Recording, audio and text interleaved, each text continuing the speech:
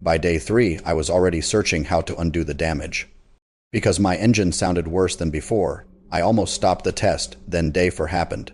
And I was completely wrong, and this wasn't random. I didn't just try something and hope for the best. Same car, same route, same fuel, no excuses, just data, for days. One variable, and honestly I didn't expect it to work. So here is where this started. My engine had been feeling off for a while, not broken, not failing, just faded. That word says it better than anything else. You know the feeling. The car still runs, it still gets you where you are going, but something about the way it responds has quietly changed since the last time you really thought about it. The idle was rougher than it used to be. The throttle had a delay that was not dramatic but was there every time I pressed the pedal. Fuel economy had drifted in the wrong direction in a way I kept blaming on traffic or temperature or anything that was not the actual cause. That kind of slow decline is easy to normalize. You adapt to it without realizing you are adapting. And then one day you drive a clean car and you remember what sharp used to feel like. That was the moment I started this test. I'd been reading about cheap fuel additives for weeks, and every time the internet split in two. Half said they work better than expensive ones. Half said they destroy engines. No middle ground, no real data. That kind of disagreement tells me one thing. Nobody has tested this properly, and I was going to. I mentioned it to my mechanic. He didn't think it was worth trying. I went home and ran the test anyway.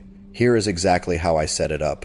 Same car throughout all 4 days. Same driving route, same fuel from the same station, same time of day for every observation. I tracked 3 things with every run. Idle quality against a consistent baseline, throttle response on a short-timed acceleration run. I could repeat under matching conditions. And fuel economy over the same 12-mile mixed route I had been driving for months. Everything was written down in real time, not reconstructed afterward from memory, not estimated, written down as it happened with timestamps. Day 1. I added the product to a tank that was close to empty, filled up immediately after, and drove. The normal route. The result at day 1 was nothing. No change in idle. No change in throttle response. Fuel economy number sitting exactly where it always sits. I had not expected anything dramatic on day 1. Most treatments that work gradually take time to cycle through the system, but the flatness of the result still made something in my head say, see, you should have listened. I ignored it. Day 2. The car sat overnight. Cold start in the morning felt the same as always. I ran the route, and then something happened that I did not expect and could not immediately explain. The fuel economy number was outside the variance range I had established across a dozen baseline runs before the test. Not dramatically, but consistently. I ran the route a second time because I did not trust a single data point. Same result. The numbers changed. Not enough to celebrate. But enough to make me uncomfortable, and that's what made it worse. Because now I couldn't tell if I was improving the engine or slowly damaging it. If you've ever tried something like this and almost regretted it, you'll understand exactly what day 3 felt like. Day 3. This is where everything almost stopped. The morning cold start was rougher than day 1. Not dramatically, but noticeably. The idle took longer to settle. There was a vibration through the steering wheel at low RPM that had not been there the day before.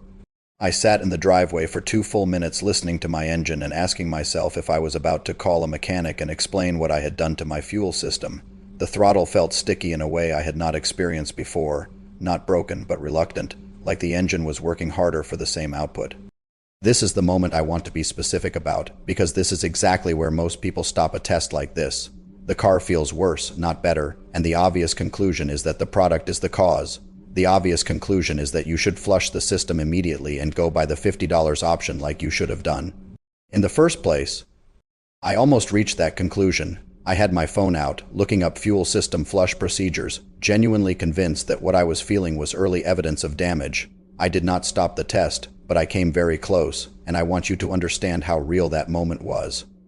Because what happened next means more if you know how close I came to not seeing it.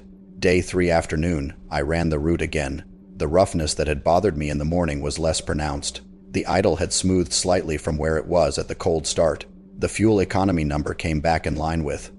Day 2, not dramatically better than baseline, but consistent with the small improvement I had started to see. Something was evening out, whether that was deposits breaking loose and finding their way out, or the chemistry doing something I did not fully understand. I could not say for certain at Day 3.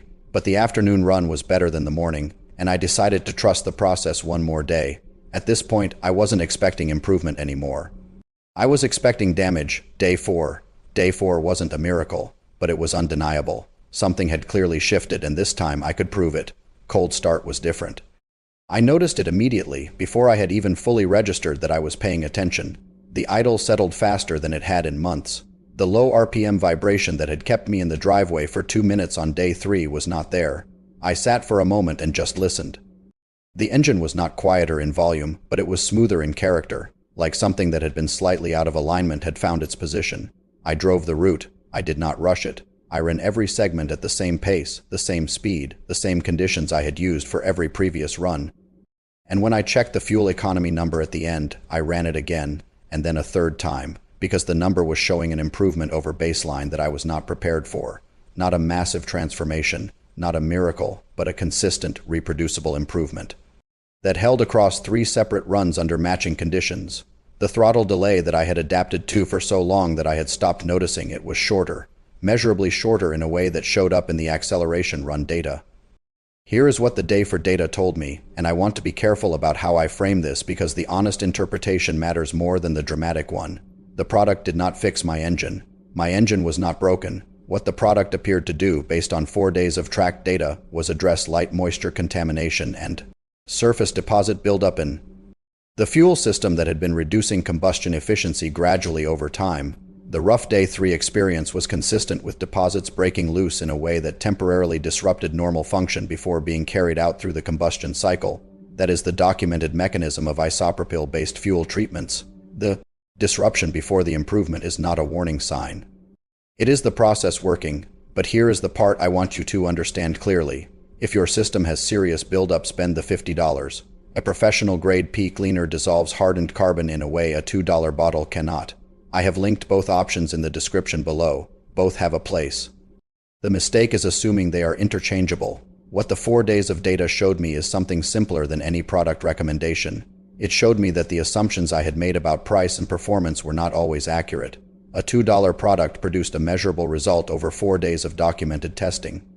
Not the same result as a $50 treatment on a compromised system, but a real result on a system that needed light maintenance and had accumulated moisture over time. The price told me it could not work. The data told me something different. If I had stopped on day 3, I would have believed I made a mistake. But I didn't, and that is the difference between guessing and knowing, because sometimes the moment you feel like quitting is exactly when things start working, and that is the part no one tells you. Sometimes the moment it feels worse is the moment it starts working. Drop a comment right now with one word: believer, skeptic, or day 4 based on where you land after watching this. I read every comment and I genuinely want to know how this data landed for you. And if you know someone who is about to spend $40 or $50 on a fuel treatment this week without knowing what 4 days of data from a $2 option looks like, send them this video first, because the data is worth more than the price on the label. It always is. Long-term results are still being tracked, that update is coming, and what the 30-day numbers are showing me is already producing a question I did not expect to be asking. Subscribe so you do not miss what the data shows next.